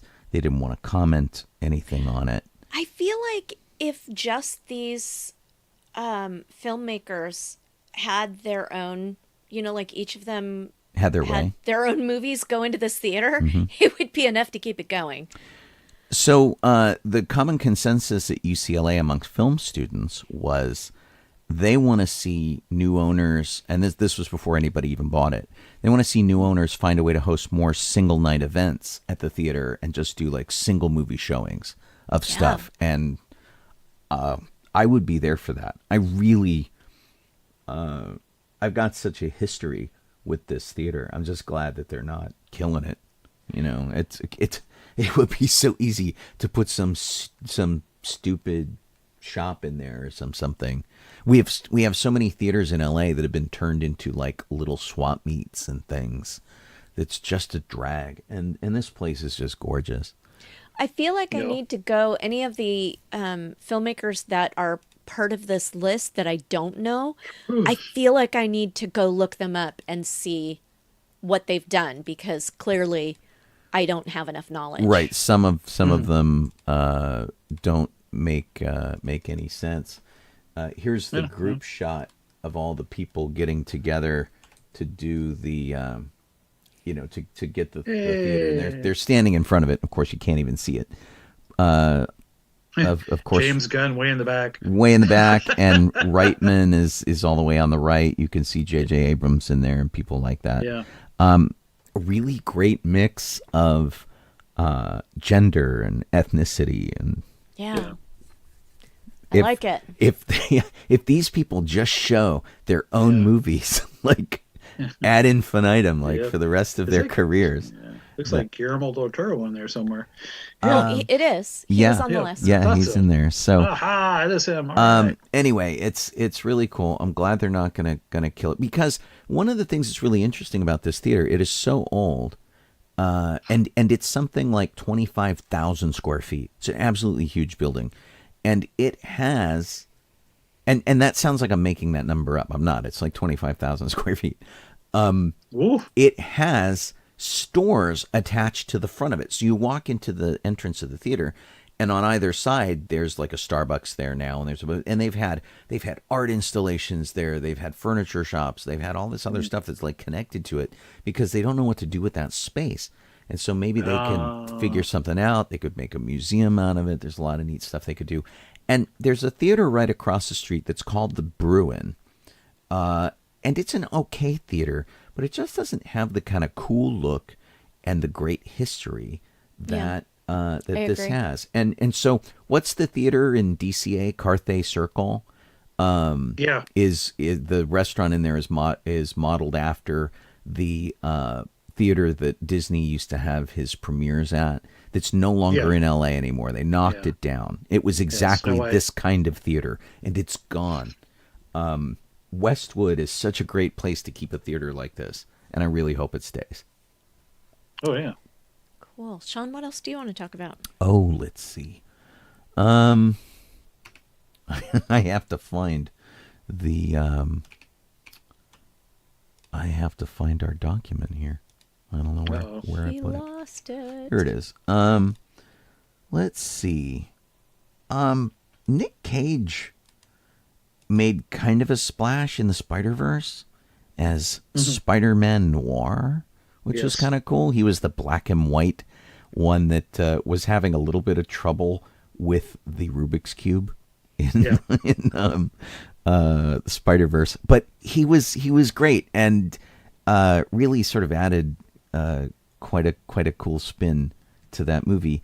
So they're talking about a series, Sony and Amazon, and they're thinking of having Nick Cage come star in it, which would be really interesting. Now, I don't know. There's like nothing I see that says that it's supposed to be like an animated thing.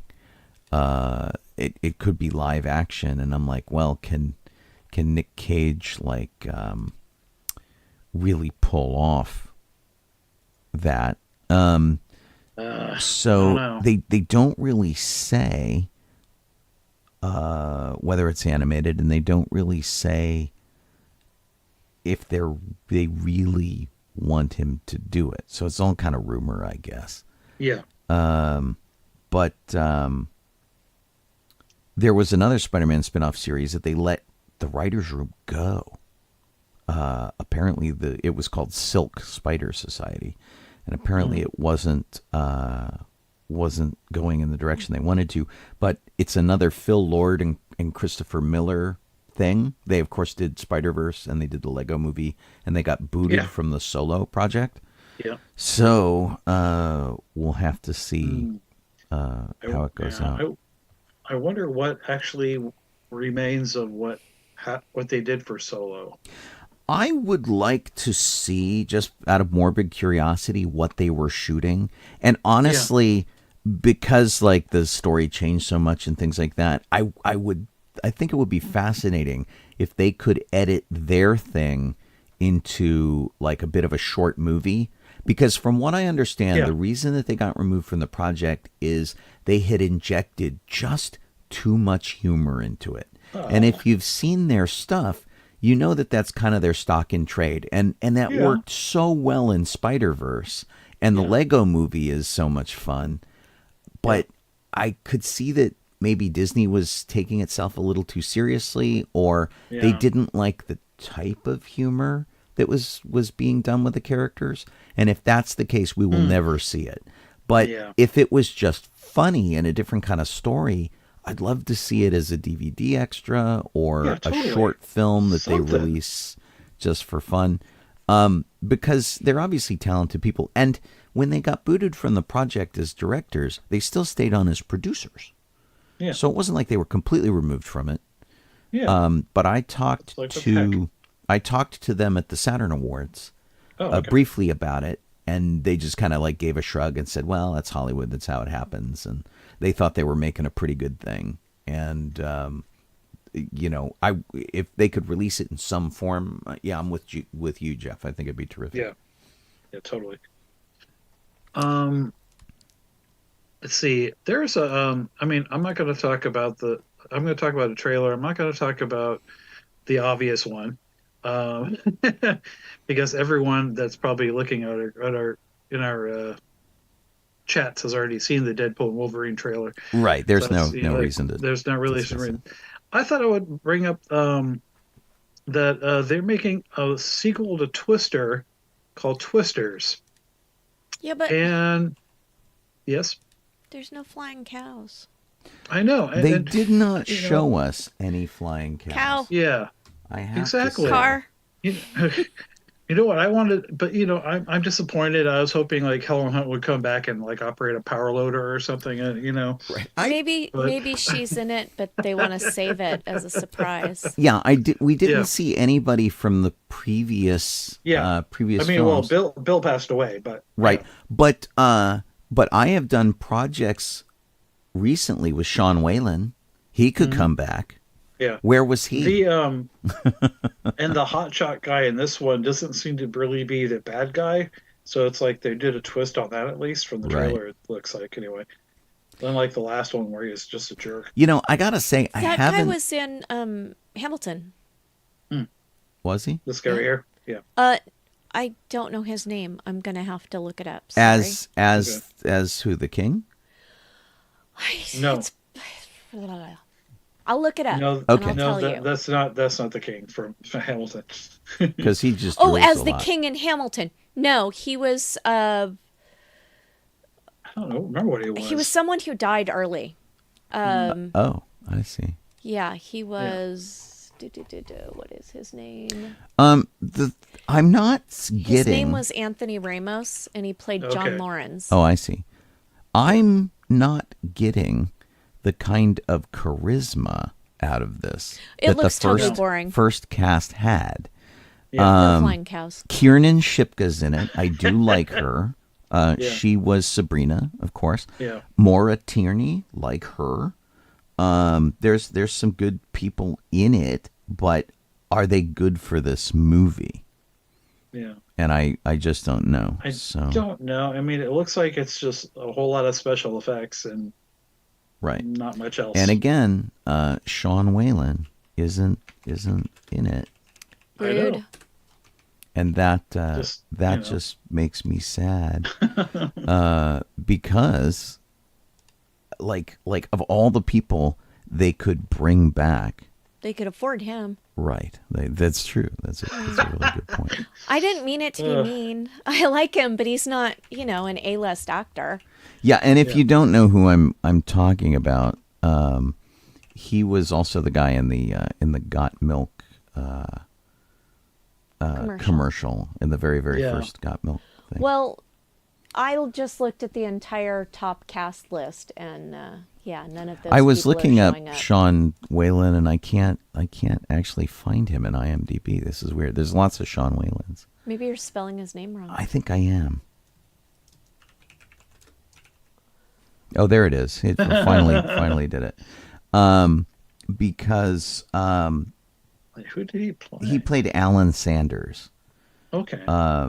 But he was in that Thing You Do, Never Been Kissed, People Under the Stairs. Oh yeah, Kroger. Yeah. Right. Kroger. Exactly.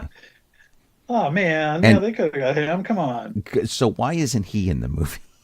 Texas Chainsaw Massacre video game. Dadgummit. Right, which we worked on. So I mean, Right. what the heck? He should be in this. Well. it just seems like a no-brainer, doesn't it? Yeah. Yeah, he was Frogurt in Lost, in the television yeah. series Lost. So It's like I don't think anyone from the original film is in this. So Yeah, I didn't see anybody. I looked at the cast list. I Yeah. didn't see anybody. Okay, I wanted to talk about a movie trailer, and which one was it? It was called. Well, there's a whole bunch of them. yeah, we had a It's lot. called American Dreamer, and it stars Peter Dinklage and Shirley MacLaine. yes. Shirley MacLaine being a woman who owns a big house that refuses to move out of it, and no, Peter.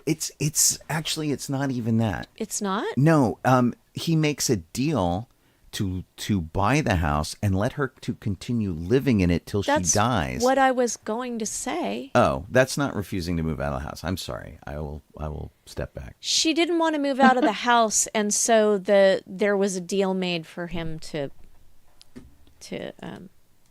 move into it. Because this was a real I know thing. it's Someone a real actually thing, did but it. Yeah. It looks hysterical. I mean, at the trailer, it looks really good. I love And Peter like Dinklage, so They put two of the grumpiest people in a movie together, and that's got to be amazing, right? yeah. Totally. Because it's strange, but it's such a weird situation. I couldn't imagine buying something with the knowledge that somebody was going to live in it until they died, and then you get it. It's like it's so weird because what if the person doesn't die? What if they live another 20 years? Or they do whatever. Yeah, it's just bizarre. well, it's not a house that he would have been able to afford. That's true. That's true. And it's an amazing house. I mean, it absolutely is incredible. But it's such a weird situation. And I just like seeing Peter Dinklage get normal parts. Yeah. They're not casting him as a dwarf. He's not an elf. He's not some weird hunchback guy. He's just being a guy. And those are my favorite parts for Peter Dinklage. So, Sean, what do you want to talk about? oh, let's see here.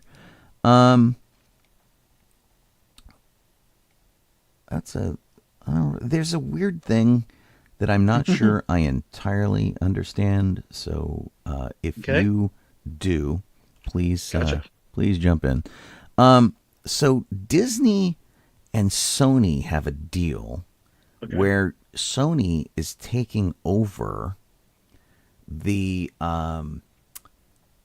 physical media arm of Disney. So that would be DVDs, any kind of video, Blu-ray, that kind of thing. And so for years and years and years, I've been a part of the Disney Movie Club. I haven't really done too much about it, but you buy a Disney movie, you put in a little code, you get some points, they cut you a deal on stuff. And so apparently that's coming to an end. And Sony, which has a pretty good, physical media and distribution department, is going to just handle doing all of that because they're good at it. And I see why Disney jumped in to do it because, having Sony take this over just takes a whole bunch of stuff off their plate. They really just don't have to worry about it at all. So, well, Disney was actually trying to get out of doing physical media altogether. Like the last Indiana Jones movie wasn't even going to come out on physical media, right? Until they were bombarded by the fans or whatever, and they said, okay, but I think they want to stop doing physical media. Period. And that's why they switched over to letting Sony handle it. Yeah, and I mean they have these huge libraries of movies too. So the Disney Library, 20th Century Fox, Hollywood Pictures, Touchstone is them too. That was like their adult arm. I mean, they've got this huge catalog. When Disney has been so focused on streaming stuff that they've completely forgotten about DVD and things like that. And a lot of people who don't trust streaming media, who want to actually own the movies they like, are getting upset because they're like, if they can't buy it, it might as well not exist because they drop stuff from streaming media all the time. And, if you want to own a movie and you cannot get it, that's it. It gets lost the minute they say we're not going to stream it anymore. I know a lot of people who are really upset at that kind of stuff, and they're like starting to burn their own DVDs again from digital copies that they've got. It's fostering piracy is what it's doing. So kind of crazy. I like having physical copies of all of my movies. I really not fond of having a digital. As my only recourse. So apparently the first thing that they're going to release through Sony is a movie called The First Omen, which is a 20th Century Fox movie. And a horror movie, I guess. And so that's going to be April 5th of this year. So it's coming pretty quick. That's a pretty fast transition. Are they remaking the movie, or is it just the first movie? It is actually called The First Omen, which I think is a prequel. Okay. I will clarify that. Because I don't know, it's like saying that it looks like a completely new movie about a woman who goes to Rome to work with the church and then runs into the evil that permeates the Omen movies. Bill Nighy is in it. Charles Dance, Ralph Ineson, and Sonia Braga. Strangely, no Sam Neill. Well, it's a prequel. It's well before Sam Neill. He's old enough. Yeah. I was going to make a joke, but I couldn't. Oh, Alan! I couldn't think of the name of his character. Alan. She's in the Vatican Library, and this raptor shows up. Alan. Anyway, it's weird, it's strange, but at least physical media is going to continue for Disney in some capacity, which is good because I know a lot of people who just don't trust streaming services to keep the stuff they love, and they're not wrong. So, yeah. All right. So, does anybody want to talk about their plans for the upcoming weekend? well, we're all doing the same things. Yeah. Why don't you talk That's about it. knots, Jeff?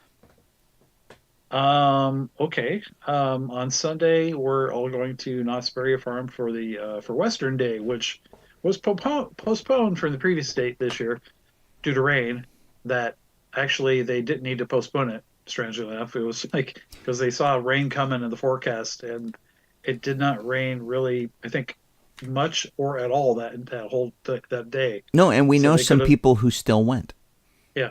So they could have still done it, but they just rescheduled it, and so it's this weekend, no rain. Um, and it's been fun. I've gone to every one of these, and so there you can go in the park and just go and do whatever you want for the in the park itself. But there's a little time stamped, I guess you would call it, or whatever. Certain times to go and meet up to do things, and um, unfortunately, there will not be a train. We won't be able to do the train this year because it Aw. is down for refurbishment. Oh, that's sad. So Aw, yeah, Who's that's my going to favorite hold us up thing. now? yeah. So I believe their plan is now to take over the mine ride because Hmm. there's usually a large group of us, so we'll probably get our own train. And the unrelated, the Timber Mountain log ride is still down for refurb too, so won't be able to go on that. But that's not really related to the event. It's Um, still a good ride. That yeah, makes me yeah, sad. I believe, and I don't know if they're doing this year. I have to look it up on the thing. I believe they've done before is they've had a setup where you could go into the bottle house and do some ceramic painting of little ceramic things like little sheriff stars and whatever little western Uh-huh. type stuff, and they don't. It's not something that they throw in a kiln and reheat. It's long. You're literally painting it, and then they cover it with like a clear coat, and then you come back in a Like a few hours when shellac. it's ready. Yeah. Yeah. Um. And other than that, it's that, and and just meet. It's like a lot of meetup stuff, really. Okay. So similar to, I guess, I haven't seen a um, lot of posts about it like I did last time. no, I mean, I've only posted the one, but Jason probably has posted a couple because he's the one who's pretty much like he's the one who pretty much is the MC of it. Um, but yeah, I don't know. Um, It's fun. You come in dressed up in Western outfit, so you're a cowboy or from that time period, as it were. So you could be um, like you could be from New York or something at that time period if you want. It doesn't really matter. he doesn't seem to have made another event day for it because I just did a search on Google and Yeah, nothing came up under events, which is weird. it's not. It wouldn't be on there. Um, Yeah, Jason hasn't posted anything recently. yeah, Yeah. strange. So I'll pull Well, it up. we'll see. Okay. We'll see how it goes. Uh, Let's see here. I found it right here. Knott's Crafty Pythes. It is the third oh, annual that's Western because he Oh, Day. put it that's under his dumb why. character name. That's Okay. why. Yeah, It's not Western Day. That's Crafty Pie Thieves. yeah. He I made, was looking under Jason. I was looking under Western Day at Knott's, Yeah, like Life Day at Galaxy's Edge. yeah. So, Group photos, right? Takeover, giveaways, all media, right. whatever. So he made it about else. himself. Yeah, I didn't expect that. Okay. yeah. And then we're going to the Riverside Dickens Festival. Saturday.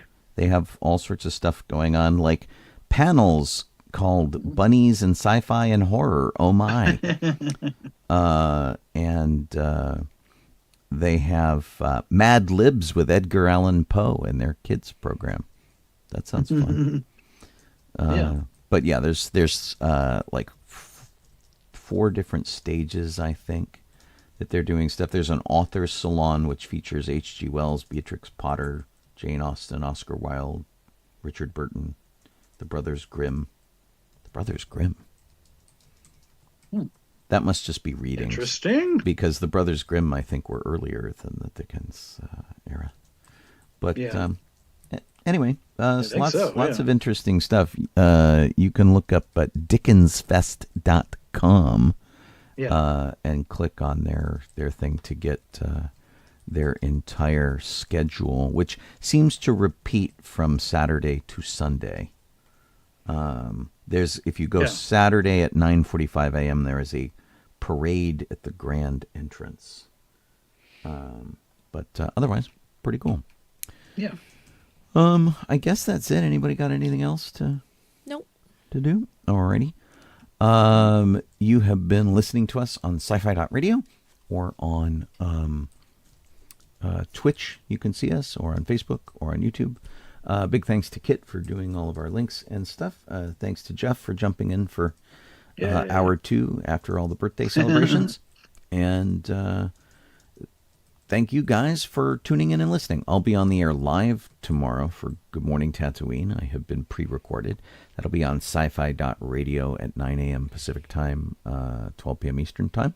And we'll wrap out the week, which will be fun. I've been pre-recorded the rest of the week. And beyond that, gosh, I hope everybody has a really terrific weekend.